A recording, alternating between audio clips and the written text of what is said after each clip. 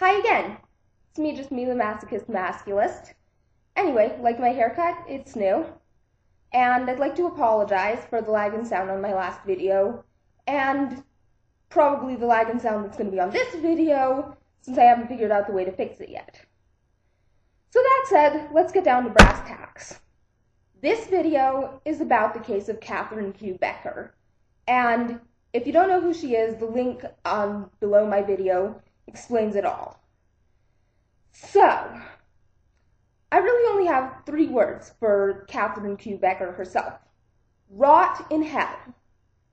But if this were a 3-word video, it would be really, really short.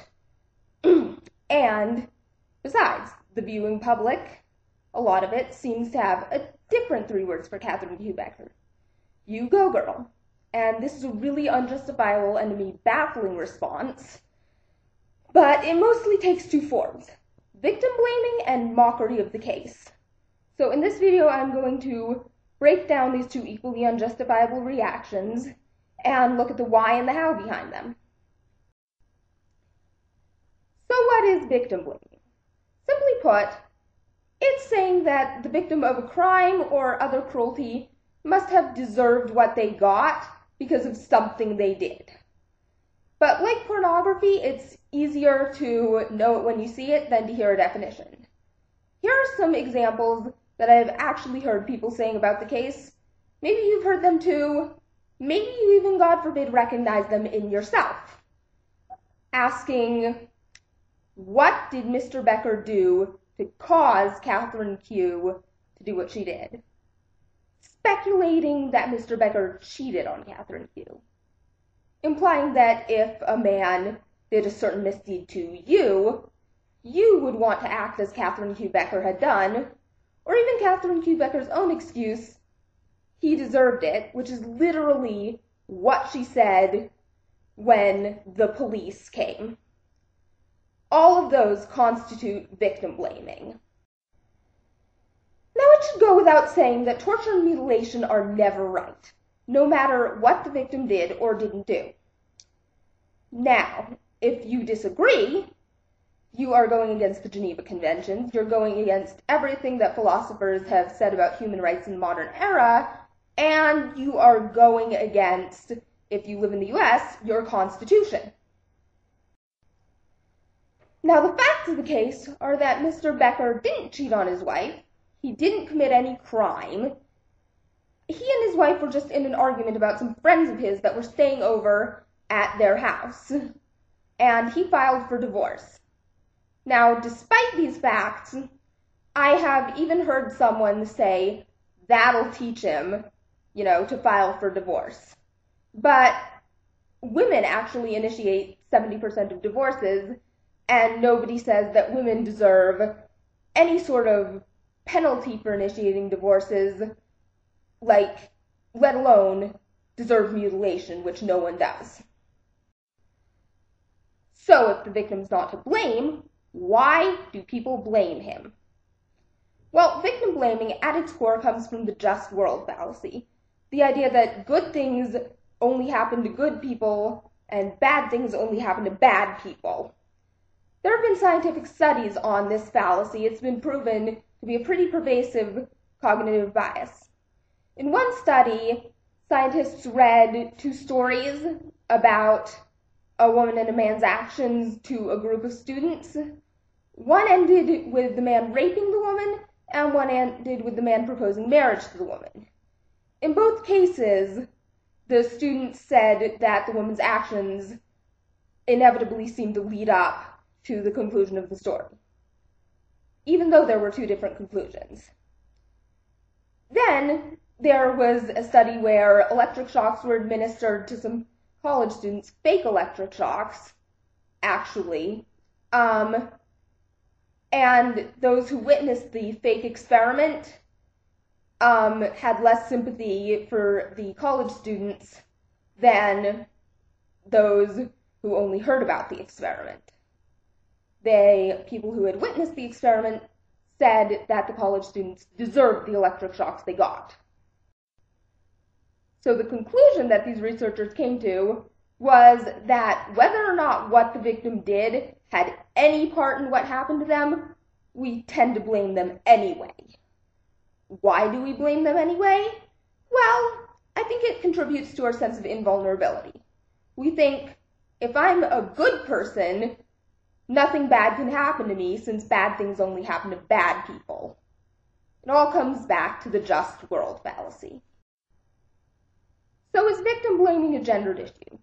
Many people would have you say yes. What's clear is that victim blaming doesn't only happen to one gender.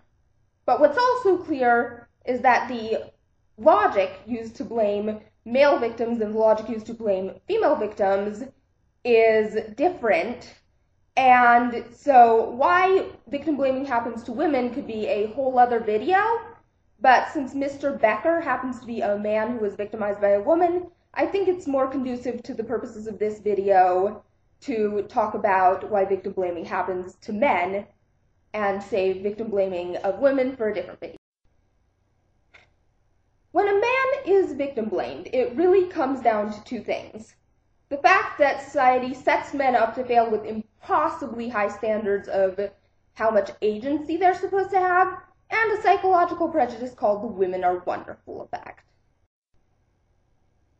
Agency is a concept pretty similar to free will or to power. In sociology, it's the capacity of an individual to act independently, and in philosophy, it's the capacity of an entity to act in a world. Now, society expects men to have infinite agency, in other words, to be omnipotent. So, it should be pretty obvious that if you're being expected to be omnipotent, you're being deliberately set up to fail. When you think about it, an omnipotent being can't be a victim. Anything that happens to it, it either let happen or it made happen. So, this really presents a catch-22 for men. In society, it's expected that only real men and real women are deserving of help. But it's defined that real men don't need help. There's really no way for society to determine that men need help or sympathy. Another aspect of the blaming of male victims is the women are wonderful effect. Now, in 1991, a group of scientists proved that people associate more positive words like happy, good, and paradise more with women, and negative words like sad, bad, slime with men. Another group of scientists later on, Rudman and Goodwin, backed up this finding. The women are wonderful effect leads to a sense of societal disbelief that women can commit heinous crimes. It's assumed that if a woman did something evil, she was either justified or a man did something more evil. Now, of course, if you'll pardon the language, this is a crock of shit. The only place where a man has more agency than a woman is where a map or a 200-pound box is concerned, and the only place where women are wonderful and men are wicked is, actually, I can't think of a place. Men and women are morally equal in anywhere I can think of. But the combination of the two attitudes that women are wonderful and men are omnipotent leads to the idea that a woman has inherent worth, but a man has no inherent worth, rather he develops worth from his accomplishments. And there's probably an evolutionary underpinning to this belief, but that's, again, a whole different video. Right now, all you need to know is that all humans have inherent worth, so this idea is also a crock of shit. Unfortunately, it's a really powerful crock of shit. Since pain and sorrow don't get things done, the idea that men are omnipotent and women are wonderful leads to the idea that men's pain and sorrow don't matter. That is just sad.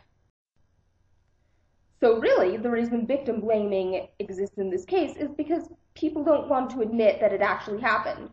They don't want to admit that a heinous, evil woman drugged a helpless man, tortured him, cut him, threw his genitalia in a garbage disposal, and then blamed him to the police. Why? Well, because it goes against what men are to them, which is nothing, and what women do to them, which is nothing. You're going to want to stay tuned, because next up we have a discussion of the public mockery that's been going on in the Becker case, and the social mechanisms behind it.